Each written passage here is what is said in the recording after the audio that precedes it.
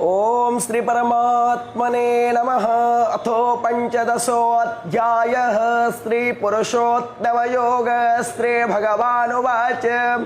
ऊर्ध्वमूलमधस्ताखमस्मत्थं प्राहुरव्ययम् छन्दांसि यस्य पर्णानि यस्तं वेद स वेदवित् अधश्च ऊर्ध्वं प्रसुतास्तस्य शाखा गुणप्रवरधा विषयप्रवालः अधश्च मूलान्यनुसन्ततानि कर्मानुबन्धेन मनुष्यलोके नरोपमस्पेह तथोपलभ्यते नन्तो न चार्ति न च सम्प्रतिष्ठा अस्मत्थमेनं सुविरूढमूलमसङ्गशस्त्रेण दृढेन चित्वा तथा पदं तत्परिमार्गितव्यं यस्मिन् गता न निवर्तन्ति भूयः तमेव चाद्यं पुरुषं प्रपद्ये यथा प्रवरति प्रसुता पुराणी निर्माणमोहजितसङ्गदोषा अध्यात्मनित्या विनिवृत्तकामाः द्वन्द्वैर्विमुक्ता सुखदुःखसङ्गै गच्छन्ति मूढा पदमन्वयं तद्भासयते सूर्यो न शशाङ्को न पावकः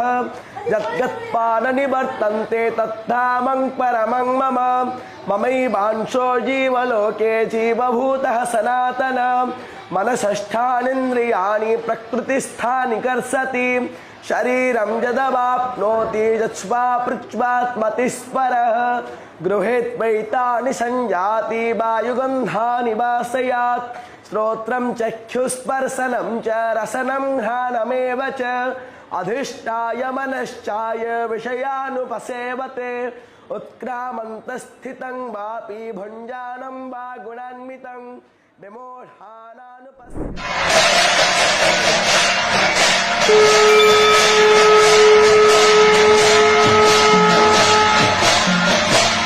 ओम श्री परमात्मने नमः। अथो पंचदशोऽध्यायः श्री पुरुषोत्तम योग श्री भगवानुवाच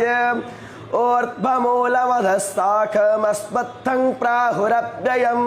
छन्दांसि यस्य पर्णानि यस्तं वेद स वेदवित् अधश्च ऊर्ध्वं प्रसुतास्तस्य शाखा गुणप्रवरधा विषयप्रवालः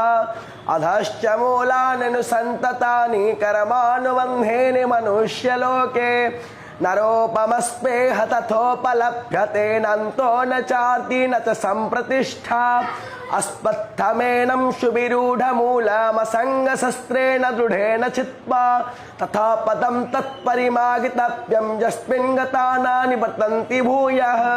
तमेव चाद्यं पुरुषं प्रपद्ये यथा प्रवरति प्रसुता पुरा